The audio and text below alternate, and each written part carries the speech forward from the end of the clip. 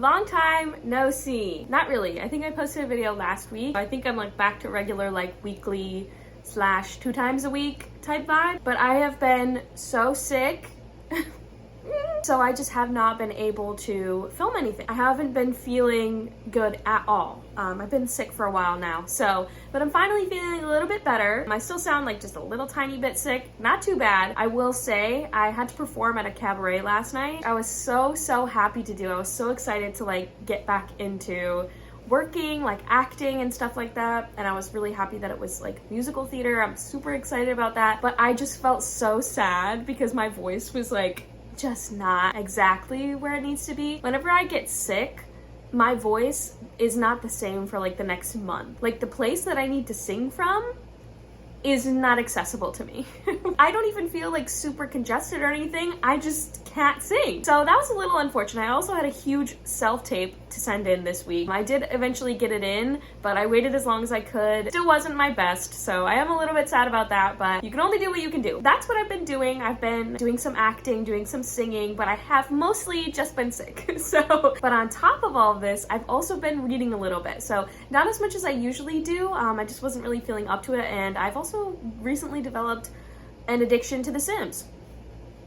Don't know why. So I've been playing that a little bit, especially when I'm sick and I don't feel like doing anything. I just play The Sims. But anyways, I have been reading a little bit, and I want to tell you guys what I read in July. Also, wait. I never even mentioned the new setup.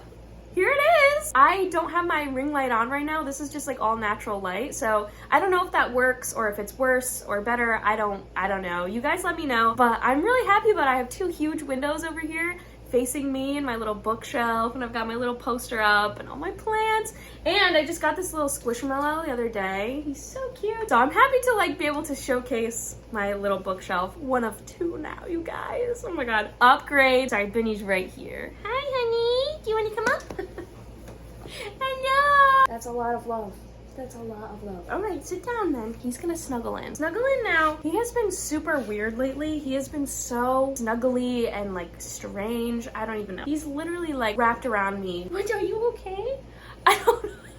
Do you guys see that? You're so stinky smelly. Yes, you are. Anyways, you guys, I'm glad you get to see the new setup, and I want to tell you what I'm reading in July. Okay, so I do have my Goodreads pulled up here for you. I didn't read a lot of books. Honestly, for the most part, I really enjoyed what I read in July, so I'm really happy about that. I thought I was gonna read more summer stuff. I read some random things in here, so just bear with me, okay? So the first thing I read in July is I need to take a deep breath. Happy Place by Emily Henry. Now, I know everybody read this book, but the rumors are true. It's as good as everyone says it is. It's a 5-star read. Let me just start off with that. Not only is it hot pink, I mean, there's that, it is incredible. I was sobbing, I was laughing. The coastal, like, small town Maine beach house type vibes were immaculate. That's the exact vibes that I wanted for my summer. That's the exact summer vibe that I like. I don't love like tropical summer stuff. I kind of touched on this in my last like summer book video, but I do love like more like Cape Cod, Maine, coastal Maine, that kind of thing, like more New England-y type vibe. And this book was exactly that. But on top of that, everything about the relationships in this book, the characters were amazing. The story was great. Like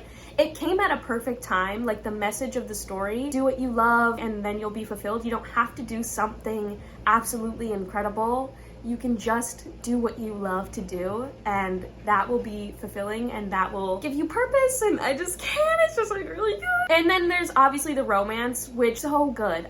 Sometimes if I want to hurt my feelings, I'll look at the Goodreads reviews of books that I like, because sometimes they're super brutal, and some people were not liking Win, like the main guy, but I loved him. Some people said that there was nothing to him, but I can picture this man. Like I know this man, you know what I mean? I love this man. I know this man. And I love the main character, the main girl. She was amazing. I loved her thoughts. I loved everything about it. I was highlighting this book like no other. I had so many lines that I highlighted that I just loved, like about random things, about everything, like the descriptions of things. I don't know, just the descriptions of like what goes on in your head. It was so good. It was so good. So I loved this book, and it was 5 stars for me, and I did absolutely recommend it to every single person I've ever talked to since I read it. So there's that. So we started off really, really strong. Next, I read Cemetery Boys by Aiden Thomas. And this is a YA gay teen romance, but kind of spooky. One of them is a ghost. So there's that. Spooky season, y'all. It's almost here.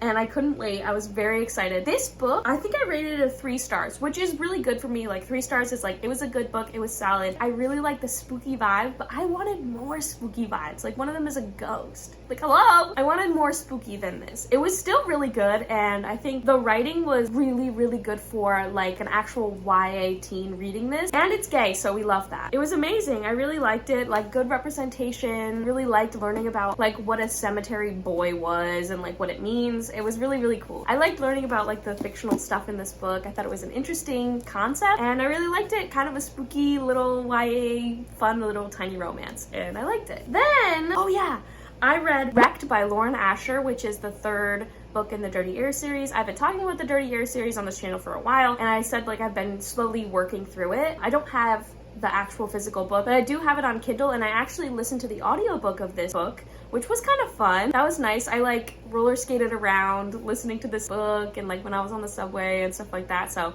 I really love listening to audiobooks. I've said that a million times, but I love it. I think it read really well like over audiobook. I really liked this book.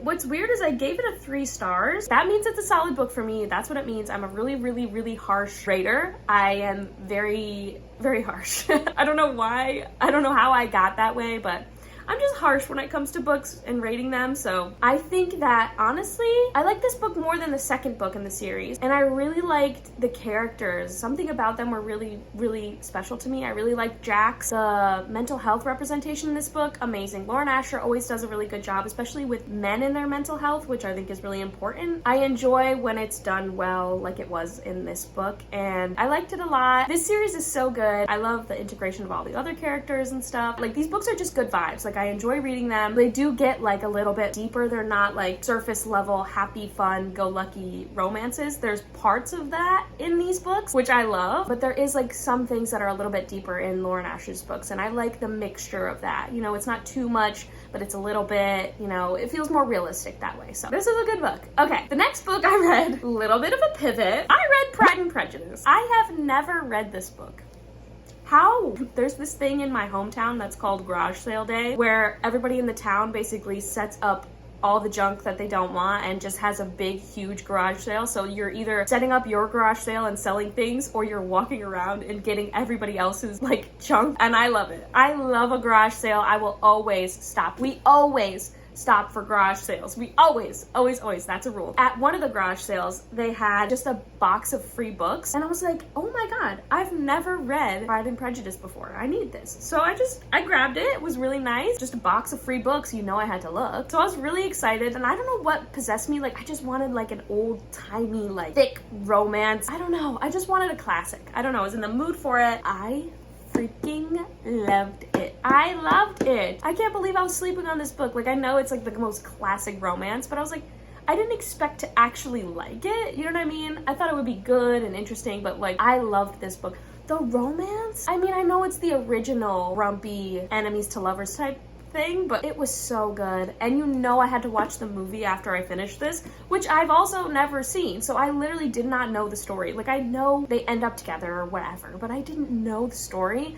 And I've also been in a Succession phase, so I had to watch the one where the actor who plays Tom Wambsgans in Succession plays Mr. Darcy, just because the difference between those two characters, if you know what I'm talking about, if you watch Succession, then you know what I'm talking about. So I had to watch that version, and I freaking loved it. Me and my friend were watching it. I was like, oh, I'll just throw it on. Like, I really want to watch it. We were sobbing in here, and I freaking loved it. It was so good. I was like, what's the point of loving if somebody doesn't love me this much?